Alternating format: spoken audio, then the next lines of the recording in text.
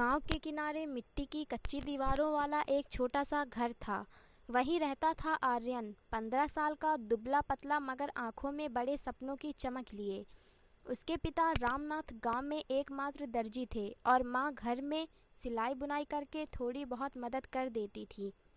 आर्यन का बचपन गरीबी के बीच बीता, मगर उसने कभी शिकायत नहीं की। उसका सपने सबसे बड़ा सपना था डॉक्टर बनना। वो सपना भी ऐसे नहीं आया था, उसकी जड़ें बचपन की एक घटना में थीं। 4 साल पहले उसकी छोटी बहन सिया को तेज बुखार हो गया था। गांव में कोई डॉक्टर नहीं था। पास के कस्बे तक जाने में 3 घंटे लगते थे और समय पर इलाज न मिलने से सिया की हालत बिगड़ गई। उस दिन आर्यन ने अपनी बहन को गोद में लेकर अस्पताल तक दौड़ लगाई थी।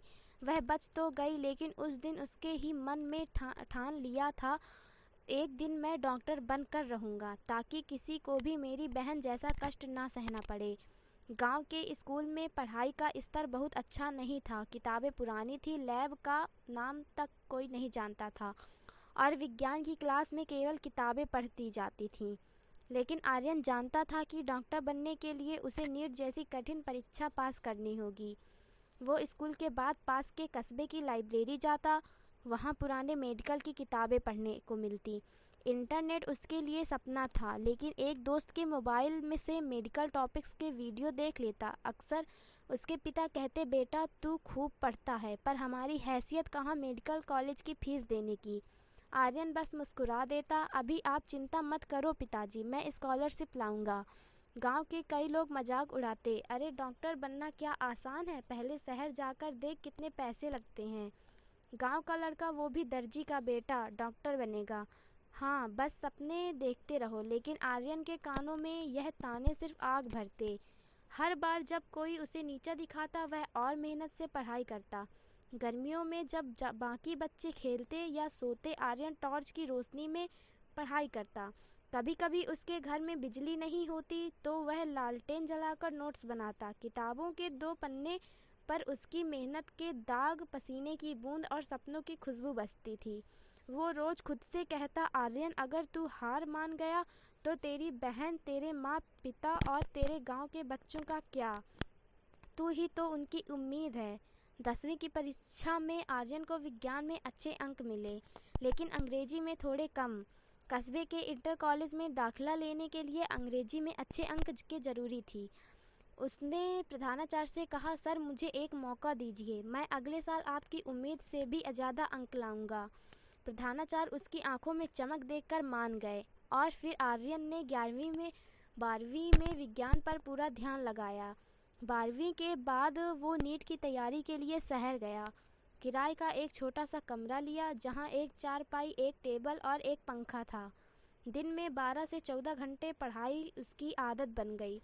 कई बार खाने के लिए पैसे नहीं होते तो वह बस पानी पीकर सो जाता। लेकिन वह जानता था कि भूख असली दुश्मन नहीं है, हार मान लेना दुश्मन है।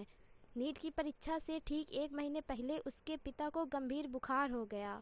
अस्पताल में इलाज के लिए पैसे नहीं थे। आर्यन ने अपना पढ़ाई का समय काटकर पार्ट टाइम ट्यूशन देना शुरू किया, ताकि इलाज का खर्चा निकाल सके।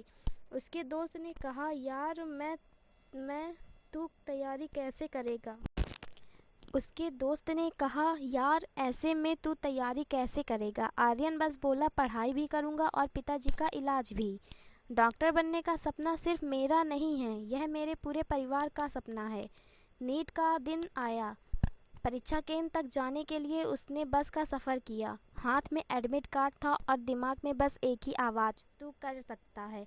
आर्यन, परीक्षा कठिन थी, लेकिन उसकी मेहनत ने उसे हर सवाल के सामने आत्मविश्वास दिया। 1 महीने बाद रिजल्ट आया। गांव में इंटरनेट ना होने की वजह से वो साइबर कैफ़े गया। रोल नंबर डालते ही स्क्रीन पर चमक उठा। आर्यन ने ऑल इंडिया में टॉप 500 में जगह बनाई थी।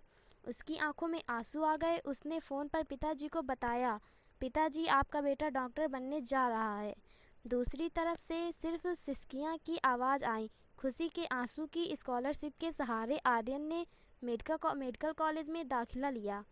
पहले दिन उसने कैंपस में कदम रखते हुए मन ही मन कहा, एक दिन मैं अपने गांव में एक अस्पताल खोलूँगा, ताकि कोई बच्चा मेरी बहन की तरह पीड़ा में ना रहे। सालों बाद डॉक्टर आर्यन अपने गांव लौटा। अब गांव के बीच एक सफ़ेद रंग का छोटा सा अस्पताल था, जिसके ऊपर से बड़े अक्षरों में लिखा था मेमोरियल हॉस्पिटल। वो मुस्कुराकर बोला, मैं डॉक्टर बन के रहूँगा। यह वादा मैंने खुद से किया था और आज मैंने पूरा किया।